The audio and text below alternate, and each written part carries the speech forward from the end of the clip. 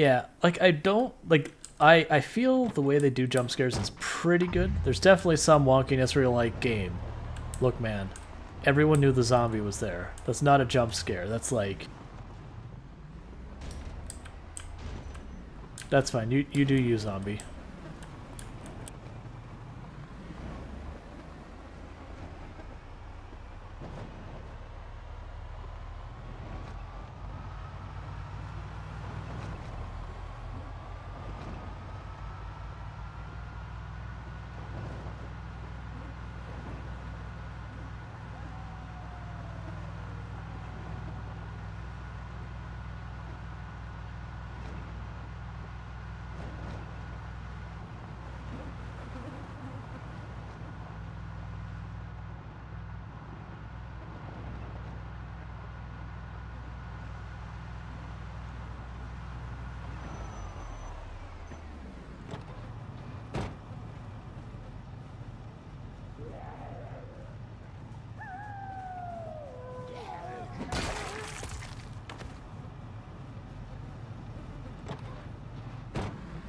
Oh yeah. Oh, did you see were you already watching the stream when we were doing the country club, like the big days we did the country club like right at the main building? Because I do believe that is the most bodies we have had just in one place anywhere.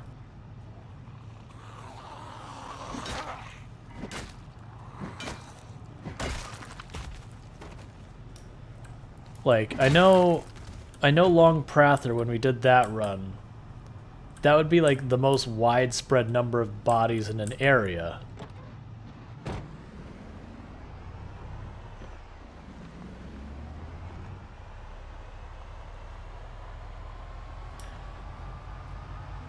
No, I make it a point, like, because people will, like, a lot of times when people are new to the channel and they see me and I've got like the 50 to 100 zombies following me, they're like, oh no, like, you gotta get a burn going. It's like, no. We do this all the time. I don't do burns.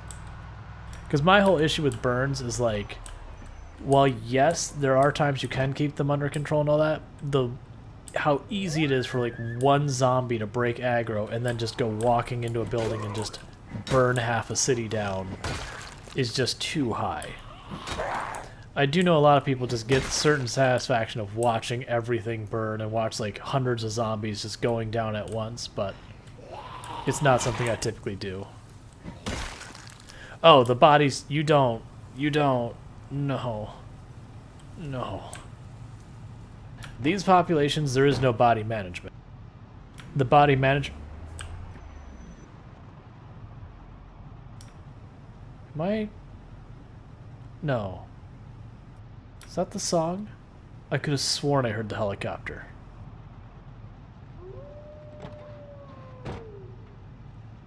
You're making me paranoid, game.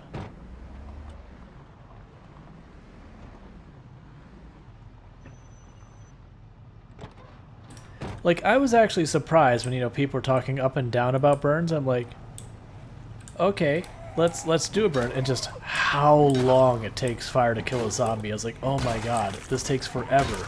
Like, you get too close to fire, you just about fall over dead. It burns you so fast. But then the zombies are like, nah, I'm gonna go stroll down like 3 city blocks, and then eventually I'll get tired and fall down.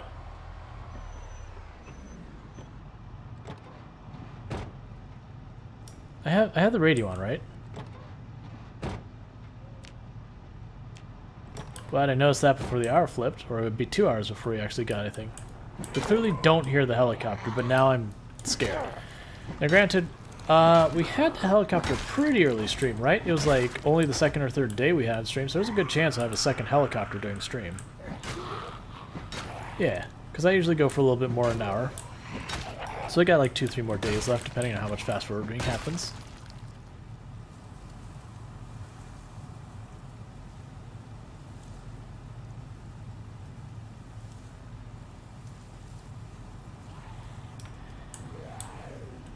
Yeah. Like, honestly, the rate it kills zombies isn't my biggest complaint. Like, it is a problem just because it takes so long. Just so much opportunity for the fire to get away from you and cause problems. My issue more with the burns is just it spreads so easily. So it's like you'll want to just burn a couple of zombies, and then it's like, well, it's time to leave Riverside because all of West Riverside is no longer here. And then rip all the loot. So one of the things I did, because like I never do burns on the channel, and I was having a one-off, like we had just died in a run or something, I'm like, all right, we'll do, you know, Twitch integration, extended helicopter events. Like we're gonna goof off, be silly, have a good time. And we did that for a while. And at the end it's like, here, I'll show you why I don't like burns. And we dragged some zombies, like we went into, on 16x pop I think it was, we dragged a bunch of zombies on fire into the mall, and just, you know, at that population, like I got eventually caught and killed inside the mall, and we just watched the fire smolder like half the mall down. Yeah, you could lure zombies out of town. That's totally a thing. Multiplayer zombies can sometimes do weird leashing things, but single player it's not a thing you have to worry about. You can just keep making noise and the zombies will keep following.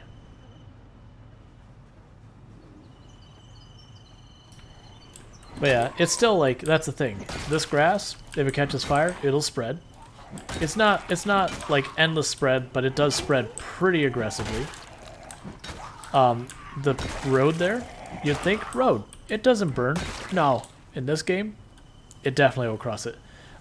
Best weapon will be extremely subjective. Generally speaking, the best weapons out there are the crowbar for its durability. It's kind of all round there, and then the durability just makes it last forever, and that's just nice. If you're just looking for one-shot crits all the time, the Fireman's Axe is pretty solid. I personally am not a fan of the Fireman's Axe, being completely honest. It's just too stamina heavy, but it's good. Spears are very, you know, regularly disputed as being meta. There's a lot of prep work that goes into using spears before you can use spears effectively. Katanas are like the easiest ones to being super powerful. The catch with katanas is they're so extraordinarily rare, and then you can't repair them. It's like, okay, sure, they're amazing. Good luck having them. The baseball bat with nails in it's pretty solid. So like this is one of those games that's like, what's the best weapon? Like, what is the cheese meta weapon of the game? And you'll hear like 4 or 5 different answers, and then people argue about those. Like even in the long blades, there are people who will say the best long blade is a katana, and then you'll have someone that's going, no, it's the machete. And they both right, depending on situation and use. Or I'll have people who sit there and they'll poo-poo on short blades, saying short blades are terrible. It's basically tantamount to suicide to use them. We are currently coming up on 24,000 kills, and a hunting knife, which is a short blade, is my main weapon. So, when they say it's tantamount to suicide, I say liar. And I would argue for ridiculous numbers of zombies, the hunting blade is effectively a meta. Just because all other weapons, you're going to tap yourself out of stamina before you get anywhere. Just because of the volumes of zombies you're dealing with, but short blades can keep on going forever. Yep, one thing, Eric, is keep in mind, we've come to discover, and this is, people told me this, and we've effectively soft verified in the sense that I have not seen a katana before it, that katanas don't show up until you're about 2 months in. So the first, let's say, 8,000, 6,000, all depending on what rate you're killing zombies, you know, that you killed in those first 2 months or whatever it is, katanas weren't even available at that point. Because I'm currently up to 11 katanas in this playthrough. Like, when we go back to our house, my bed is just... it is the bed of katanas.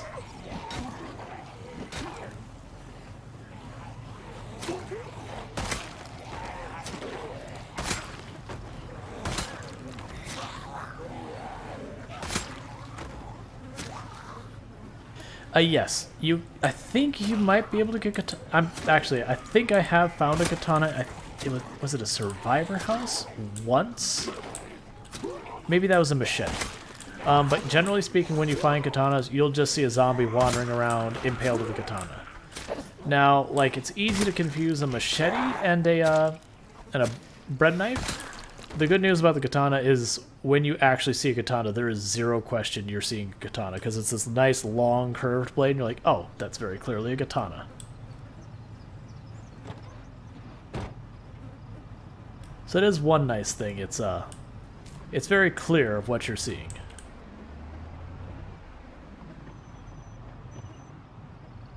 Most of my broken weapons I will throw on bodies and just be done with them.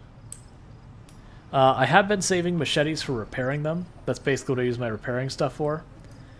I am getting to the point some of those machetes I've repaired enough times that it's probably not worth me repairing them anymore. And I'm half debating just doing like I've been doing with the katanas and just finding some place to put them on display and just lay machetes and katanas everywhere. But like my fireman's axes and all that, like hunting knives and all that, yeah, I find a body to dump them on. And then when the body decays, the broken weapon's gone from the world.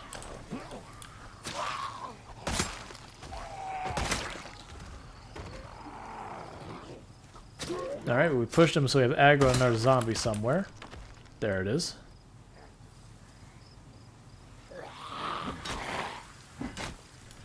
Build a throne of swords? No, I build a bed of swords.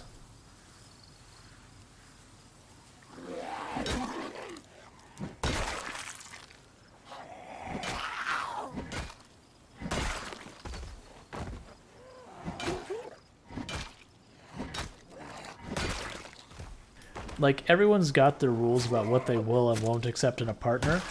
What you don't realize is Dr. Ellen Ennis, if you want to be a partner of Dr. Ellen Ennis, you must be able to sleep in the bed of katanas and survive until the morning.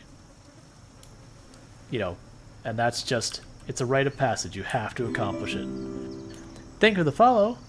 Kamishi Mo-man, welcome to the stream. And if I mispronounce that, which I feel like I did, let me know.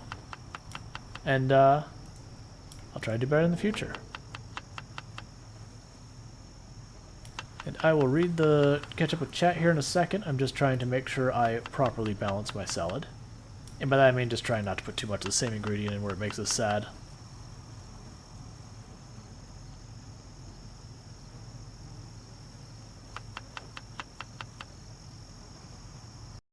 Okay, let's see. So, Museum of Sharp Pointy Things. PZ Wiki struck again. I don't know about the thread from Sheets because the page was from Build 40. Gotcha. And I'm missing what the mixed skin fry. What was the WTF? I assume that's the restrictions of Dr. Ellen Ennis. I mean, she also doesn't even have to worry about her ridiculous, unreasonable requirements considering she's the lone survivor, so it's a lonely crowbar-related life. But she has a good way of venting frustration. I mean, I wouldn't say it's a good way, but an effective way of venting frustration.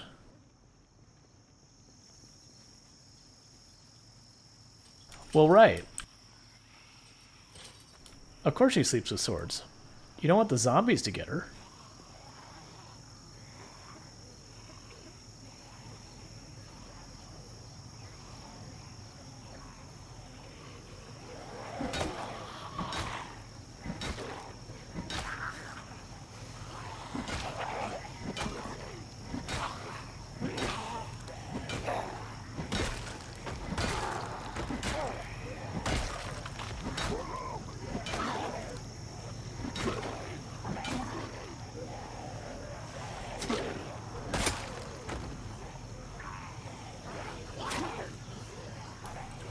Yeah, more specifically, she sleeps on broken swords. And I mean, they were impaled in zombies, so it's not like they came with a sheath or any protective stuff. It is just a sword.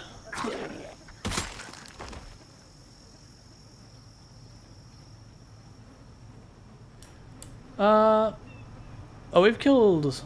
No, we haven't killed 10,000 on this road. We've killed like 1,000.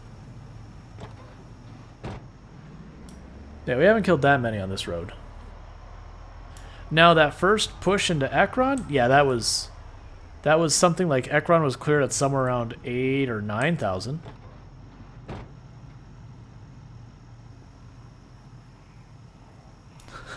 Four out of 5 doctors recommend not sleeping on a bed of katanas, but Dr. Ellen Ennis knows otherwise. And I mean, she got her doctorate so much faster than all those other doctors. All the other doctors was like, no, no, no. You need to go to like 6 or 8 years. I think it's like 8 years of school. Then you need to go to your residency. You have to, you know, do your dissertation, and you have to go through all this. You have to do your research and all that. And Dr. Ellen Essence, or hear me out. You take a crowbar, you go to your local pharmacy, and then you walk out with a doctorate.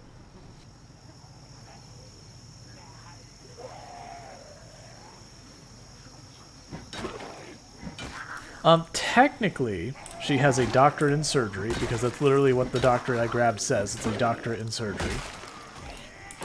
But the surgery she specializes in is blunt force trauma. It's not technically a proper field of surgery, but, you know, she doesn't know better. But feel free to challenge her on it. She'll be happy to show you what she knows.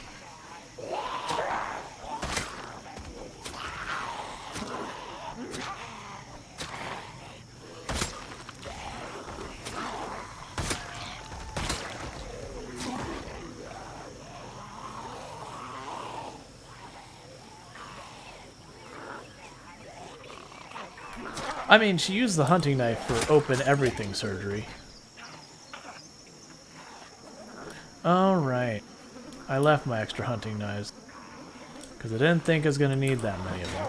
Alright, so we are now tapping our stamina reserves. Let's loop this back around towards the truck.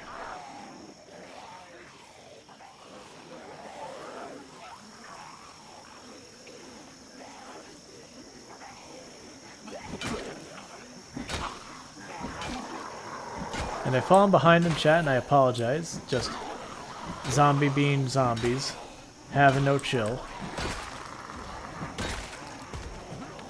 But yeah, this is why I like hunting knives, because right now we are moderately exerted, so we're getting like 20 to 30% damage reduction because of that. And we're just burning our stamina so quickly, because that's what almost everything that isn't hunting knives does. There's some weapons that are pretty good stamina, though.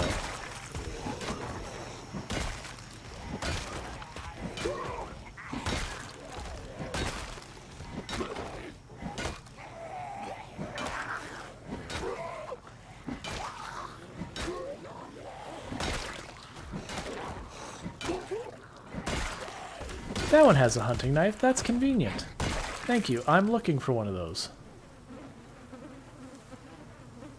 Sure.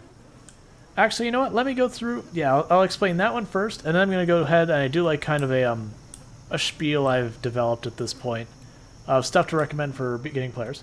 So, when you look at your weapon, every time you swing a weapon, it uses stamina.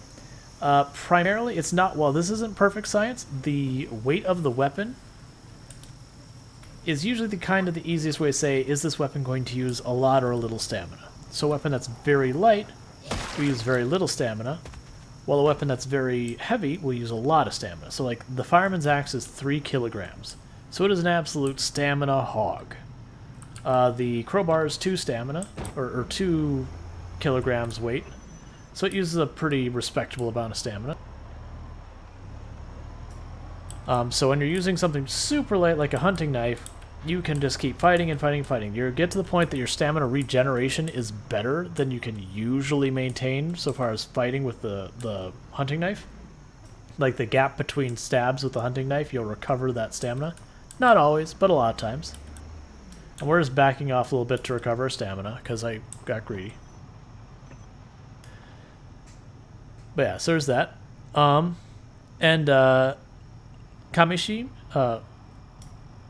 Kamishi, I'm having problems with Kashi. If you don't mind, I can call you Kami, but if that is a problem, let me know. I'll try and I'll try and get that name down. It's give me a tongue twister, unfortunately. Yeah, Kami? Okay. Thank you. I do not plan on killing literally every zombie on the map because unfortunately, like, let's say I'm going through and I'm clearing the area, I haven't seen a zombie in months in game, and there's a zombie in that tree right there. And I can run through and I can honk my horn, and for whatever reason that zombie can't get out of the tree. I'll have no idea that zombie's there. There's no countdown that says there's one zombie left. There's nothing like that, so I'm not going to go skulking through all the woods looking for the zombies. I am going to, you know, blast sirens, do all that sort of stuff to try and draw the zombies out of the trees. But the main objective is to hit all of the major cities and all that. Hey, Frit, how's it going? But, what I can do real fast is, because I haven't done it yet... Well, actually, I take that back. I have done it once this stream, but it is worth doing multiple times. Kind of the introduction to a few... Yeah, there are things I could do to make the zombies be revealed. Like, I could actually open... There's a map mod that will mark zombies. This will be a perfect zombie. So, before I begin, if you're new to the game, here's something I recommend everyone do that has not done so before, is go to your options, go to your display tab. Now, if you're having performance implications with the game, especially if it's something that's kind of getting worse as you're playing the game, this blood decals can be the source of your performance issues. You can try turning that down. That's especially important for runs where you have ridiculous numbers of zombies or you're going for a very long time. And that's because every time you kill a zombie, it puts a little blood splatter on the ground, and that blood splatter stays forever. So that's one thing to consider there.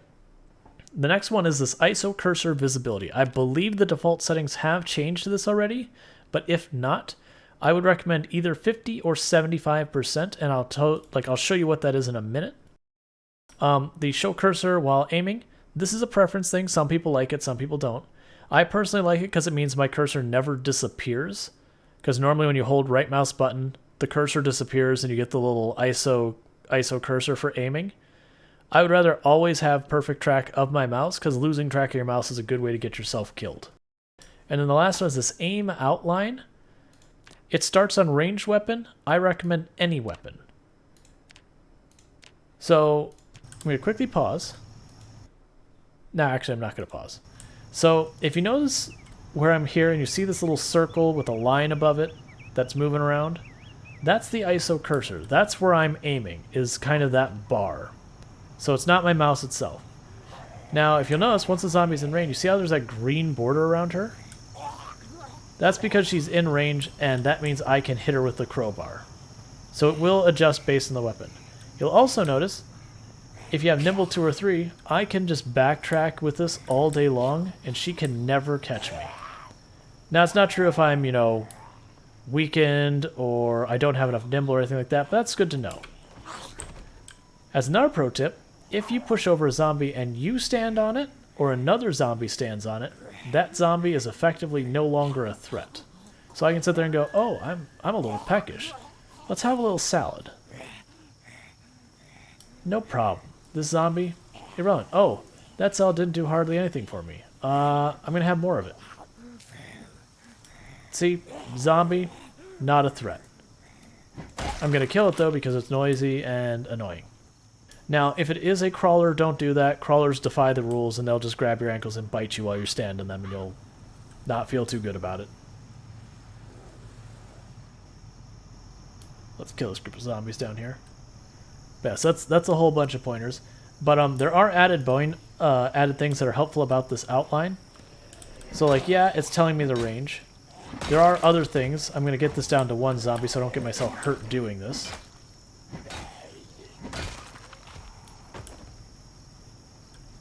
Yep, so if you watch, you'll notice when I get behind this truck,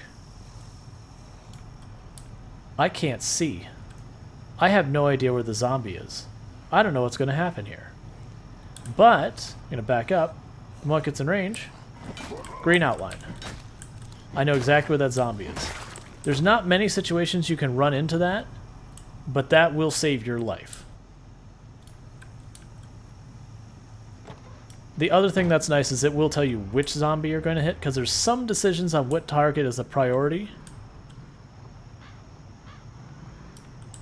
You know, like, so an example I usually give is if there's a zombie that is crawling on the ground, and there's also in that same space a zombie that is getting up off the ground, the zombie on the ground to me is the bigger threat. So like if this is a zombie crawling, I'm grabbing those beta blockers before I miss them. What? No, stop, don't give that back. I need those. I want to click and drag, not do that. We got everything? Okay. So if this is a zombie crawling at me, that's a very imminent, like that is an immediate concerning threat. Now if I have a zombie that's laying down like this that starts getting up, when I hold my weapon, the green outline will go on the one getting up. Project Zomboid will prioritize the one getting up. Now I disagree with that priority. Like, to me, the one on the ground crawling is an immediate threat, whereas the one that's getting up is an imminent threat. It's not a threat to me yet, but it will be very, very soon. So, in that condition, I want to hit the one crawling. But you won't. You'll hit the one getting up. The good news is, when I walk up and I see it, you know, flash the green on the one that is getting up, I know to just not swing and just back off. I do not believe the distance between you and, like, the zombie and you matters for the damage. I could be wrong with that, but I've heard people shout up and down that it does, but not from the people who I usually would sit there and go, oh, this is a person I know who's done their research. It's just from people in general, they say, it would appear to me, and that's like, okay, it would appear means either anecdotal or, you know, gut check. Doesn't mean it's wrong, but it also doesn't mean it's right. But I've definitely, like, one-tapped zombies that are up close. I've definitely one-tapped zombies that are far away. Like, I don't think it matters.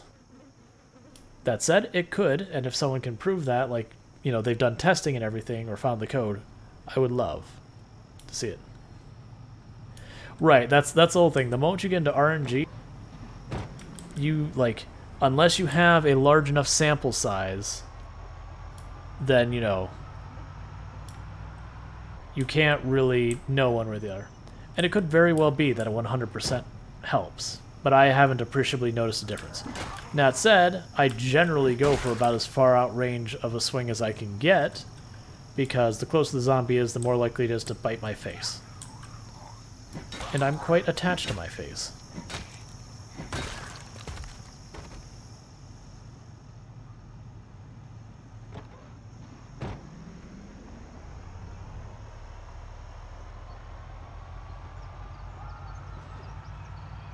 Okay, and after we get tired of this one, I'm going to be heading back to our main base again.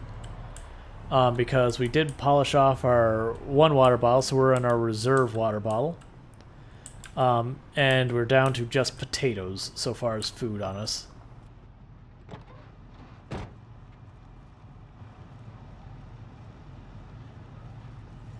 But yeah, so this area has way more zombies than you'd expect. That said, for 16x pop, it seems kind of empty, which to me tells me that we've been getting migrations from this area, which has been depleting its numbers, which is what exactly I'm hoping for, that, you know, as we start pushing to these cities, just dealing with the zombies on the outskirts means the city has less zombies because they start reinforcing the outskirts and we slowly whittle down their numbers.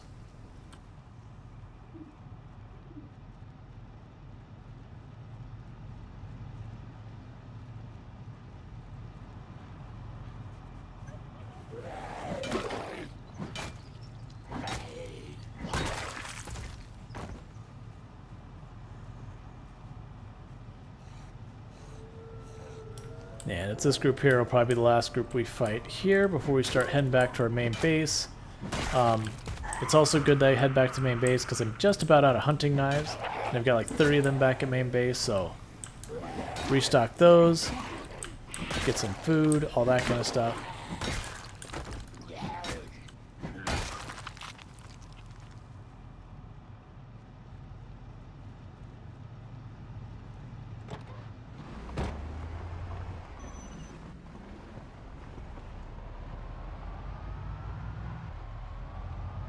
And you'll find when I'm around lots of bodies, I drive much slower.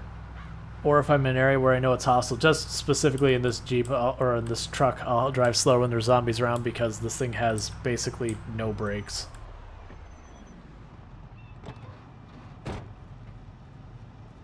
I was waiting for the moment I turn away for them to just be like katana, because that's happened a number of times. It's like, oh, things are bad, time to go. And then there'll be a zombie walking around with the katana. It's like, never mind, getting the katana, going right back in, because katana. But yeah, no katana. But, another thing I should, well, yeah, I'm still just killing zombies while we're fine. Deal with the migrations before they get anywhere. Because the good news with no respawn is every zombie I kill is one less zombie in this world I ever have to worry about again. You know, you worry about what zombie is one day going to sneak up behind you. The more of you make dead, the less have an opportunity to do that. That said, I think that's our last one because we're going to hit drowsy any second now. And when that happens, our stamina recovery gets heavily penalized, our damage gets penalized, our, I believe our movement speed gets penalized. What was it, attack speed? Something gets penalized as well. So we don't want it.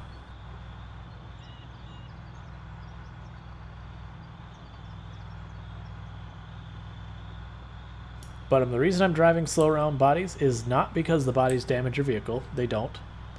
But because if you drive over them too fast, you can jump your vehicle, tip it over, all sorts of stuff. Like, physics gets weird.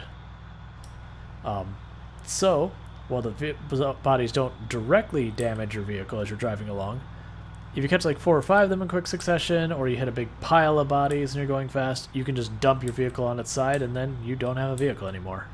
And you also might be dead.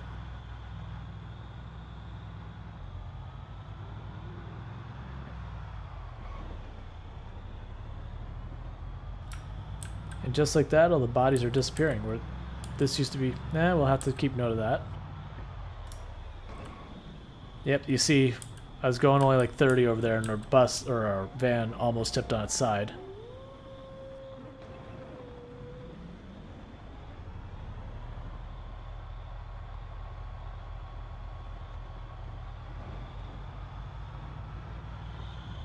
All right, we're officially drowsy.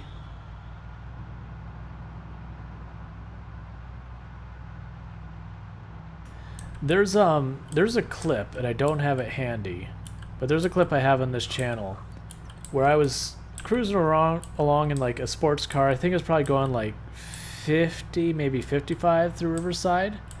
Forgot about a zombie body pile we had put in the road, like near the road, and caught it and just launched the car up on 2 wheels into the sky. Like, it completely landed facing the other direction, and we ended up backing up into a tree because of it. Didn't get hurt or anything, but it's like, okay, respect the bodies.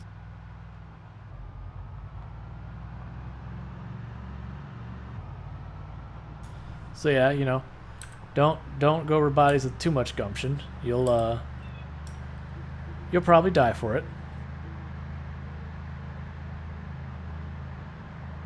So, the bodies don't hurt you. It's the being thrown into a tree because you lost control of your vehicle because of the body that hurts you. Now, alive zombies will absolutely ruin your car if you hit them, so don't do that. Or at least try not to do that.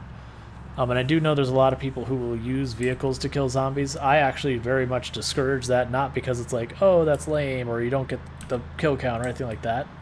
It's actually really dangerous. Because the moment your hood goes on your car from hitting zombies, the engine is going to fail almost immediately after from the zombies hitting your engine directly. And then your car won't start at all. And then you're just surrounded by zombies and dead.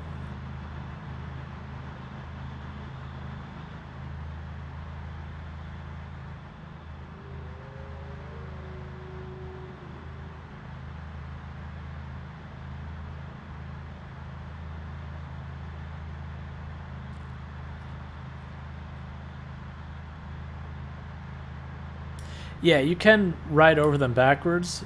All that will do is it'll absolutely destroy the capacity of your truck's trunk. That's not that big a deal. But it is a consequence that will destroy. It'll also mess up the wheels and the suspension and the brakes on the back of your vehicle as you hit the corners and all that. So the danger there is then potentially you back over them, you blow a tire, and that can be problematic depending on your situation. Like if you just blow a tire and you're able to move to get out of the way, that's fine. But sometimes when you blow a tire, it's enough that you're immobilized. And same kind of thing is you got to get out of your truck in a hurry, otherwise they swarm, you can't move, and rip. You get to hear them start pounding on all the sides of the car, knowing if you get out, you instantly die, and you get to watch the windows shatter, and then death.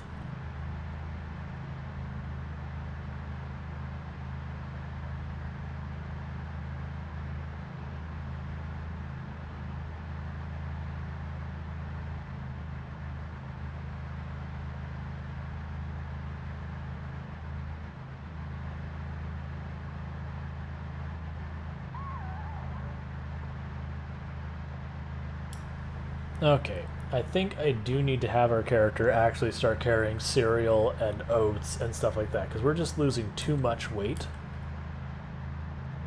Like, I think we're about to go from underweight to, was it next, very underweight? And I want to say it's at 35 kilograms, you literally just start dying. Like, your life just starts draining because you're starving. Because, like, we're eating lots of salad. But in this game, there's the food in this game is trying to mimic real life, but the way they've implemented it only loosely follows real life without actually following real life. So the idea is there's two different hunger mechanics, or like food mechanics. There's hunger and nutrition. So hunger is the thing you see the moodles for up here, and you can die from hunger in this game, just like being hungry in general. And then the other option you have is the other thing you have is nutrition. So like right here, this bar on the right is my calories. It's empty. I mean, I guess technically there's a tiny green line, but it's basically empty. So your weight gain and loss in this game is determined by your calories. Like that is the main thing. So you do certain actions, they burn calories faster. You know, you do other actions, you'll burn calories slower. But you can eat as much food as you'd like that's low calorie, and you will never gain weight. Like, to gain weight with cabbage, I think you have to eat something that's like 13 or 17 cabbages, basically as fast as the game will allow you. So you just gaining weight with cabbage is a unreasonable. I turned the wrong way because my brain was doing left and right backwards. It's fine. But so it can come, like you can't survive solely on salad realistically. Like you just have to grow so much salad, like so much produce. So you do need to mix like food that's high nutritional value and food that's low nutritional value. Oh, this is a mod called Minimal Display Bars. They just give me more information than you otherwise get. So the only advantage they give me is I can see when I'm getting ready to be tired, or I'm getting ready to, see when I'm going to start getting exerted. I mostly use it for, like, one, for my own reference to watch when I have exertion coming, but also to do stuff like when people ask about hunger, and that is to explain that. If I had food, well, actually, I'm going to get food. That's like, alright. But yeah, generally speaking, with your renewable food sources, you use foraging and you use farming to get stuff to lose weight. And then fishing and trapping are stuff that you can use to gain weight. Now, unfortunately, I'm in the middle of the winter, so fishing is absolutely terrible right now. Otherwise, I would fish to solve this problem, but I don't think I'd catch a single fish. We've tried multiple times and came up completely empty.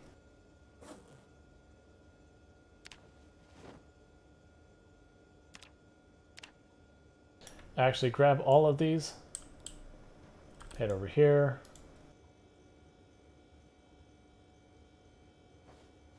Cool. So all these are in one freezer now. That's fine. Tomatoes, grab a bunch of those.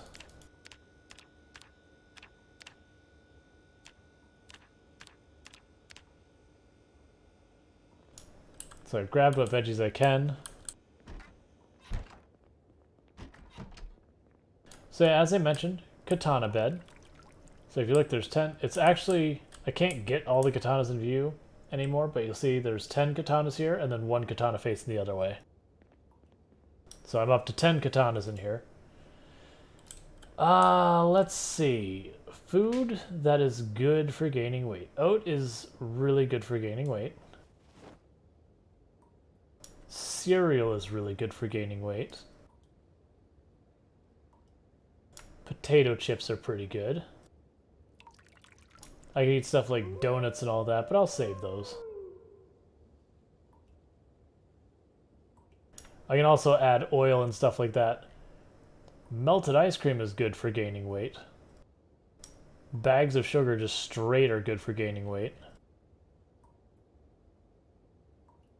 Eat a stick of butter. Yep, donuts do not expire in this game.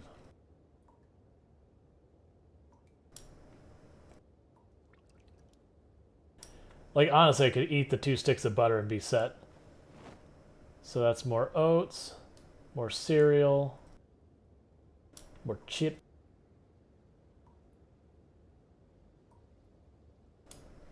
Okay. So I think that's good. So what I'm going to do now is chips don't give much hunger, so I'm just going to slam the entire bag of chips in my mouth. So you'll watch our calorie bar here, and it'll just go up a tiny bit. Yep, so we got some calories. Now, it's not that we're not, like, we're still losing weight. But what I'll do is, as I eat more stuff that's high in calories, we will reach a point that I will start gaining weight. So we're going to just get to the point of slamming all that food down. While we're waiting for it to be late enough for us to wake up at daytime, some other mods I recommend is there's weapon condition indicator down here. So you'll see how there's like these little bars in the background that go from like yellow to green. That's basically telling me how much durability that weapon has left. When it hits nothing, the weapon breaks. So it kind of gives you that information. A mod that's just fun is Pillow's random spawn mod. Basically, that means I don't choose, like, I don't say I'm spawning in Riverside or West Point or whatever. The game's like, all right, I'm just going to put you somewhere on the map, and you just have to live with that. If you know where it is, great. If you don't, well, you better.